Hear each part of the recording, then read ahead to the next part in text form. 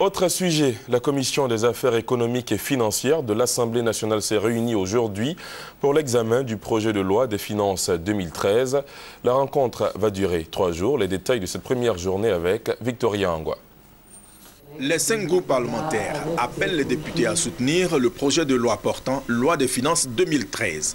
Mais tous ont émis des préoccupations, entre autres le peu de moyens consacrés aux collectivités, hausse de la dette en dépit de l'atteinte du point d'achèvement de l'initiative PPTE, éclaircissement sur la gestion du programme présidentiel d'urgence PPU, notamment sur la question des critères d'éligibilité. Premier passage du nouveau ministre en charge de l'économie et des finances devant les parlementaires. Exercice complexe, mais le commissaire du gouvernement s'est voulu rassurant. Un projet de budget qui s'équilibre à 3 814 milliards et 3 814 milliards qui se répartit pour tiers pour les salaires, pour tiers pour l'investissement et pour tiers pour le fonctionnement. Donc c'est la première fois que le budget d'investissement va rattraper le niveau des salaires en Côte d'Ivoire.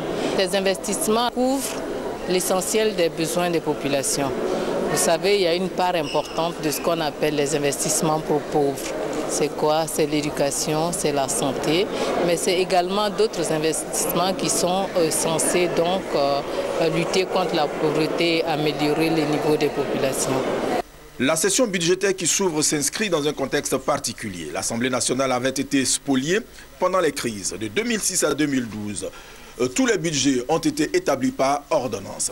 C'est aussi l'un des premiers budgets qui va se mettre en place dans les délais constitutionnels depuis 2005.